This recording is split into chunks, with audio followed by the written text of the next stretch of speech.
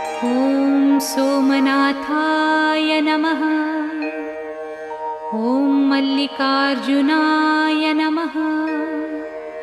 ॐ महाकालेश्वराय नमः। ॐ ओंकारेश्वराय नमः।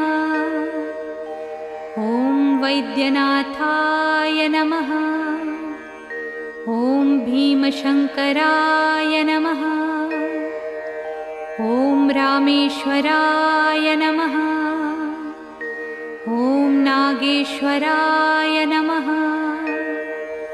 ॐ विश्वेश्वराय नमः। ॐ त्र्यम्बकेश्वराय नमः। ॐ केदारेश्वराय नमः।